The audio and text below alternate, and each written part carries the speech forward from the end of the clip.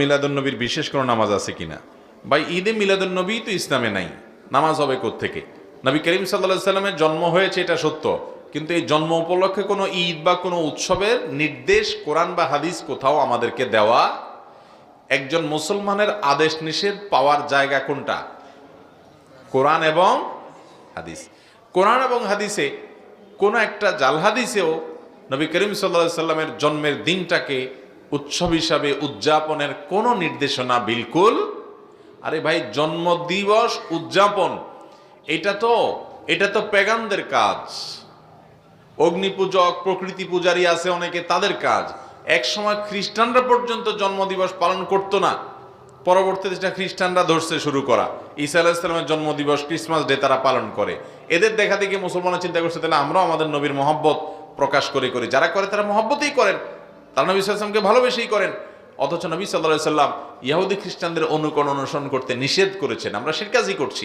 আমাদের নবীজি নিজের জন্মদিবস বছরে একবার এরকম উৎসব করা, এটা তিনি করেন নাই।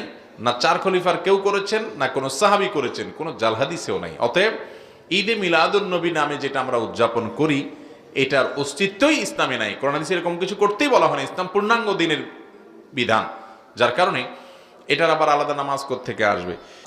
মুরগি জবাই করার সময় মাথা আলাদা হয়ে গেলে সে মুরগি খাওয়া জায়েজ হবে কি? দরকারি প্রশ্ন। অনেক সময় বিশেষ করে মুরগি জবাই করতে গেলে গ্রামাঞ্চলে নিজের মুরগির নিজেরা জবাই করা হয়, বা দোকানদার অনেক সময় জবাই করার সময় এমন জন্য পোজ দেয় কল্লাটা আলাদা হয়ে যায়, হয় কি হয় না? তো মুরগি জবাই করতে গিয়ে যদি এরকম কল্লা আলাদা হয়ে যায়, পৃথক হয়ে যায়, পড়ে যায় একেবারে, তাহলে সেক্ষেত্রে সেই মুরগি খাওয়া যাবে, হালাল হবে।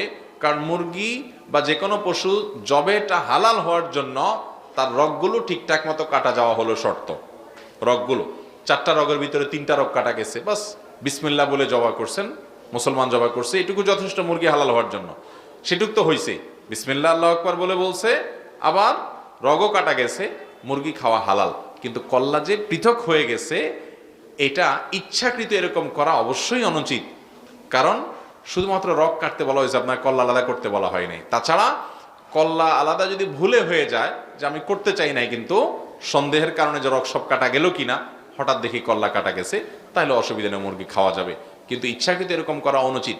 বিশেষ করে আমরা জানি যে হিন্দুরা অনেকে পাঠা বলি দেয়, এক কবে কল্লা আলাদা করে তারপরে খায়। অতএব তাদের সাথে যেন সাদৃশ্য না হয়, মুসলমান সেজন্য আপনার বিশেষভাবে যত্নশীল হবে। যদি সেরকম কিছু করতে চায়, ওদের অনুসরণ করতে চায়, তাহলে এটা গুনাহ হবে। বাট এমনি বেশিরভাগ যেটা হয় সেটা হলো ভুলেই হয়, ভুলেই সাধারণত আলাদা হয়ে যায়। এর কারণে মুরগি খাওয়া হারাম হবে না, মুরগি খাওয়া যাবে।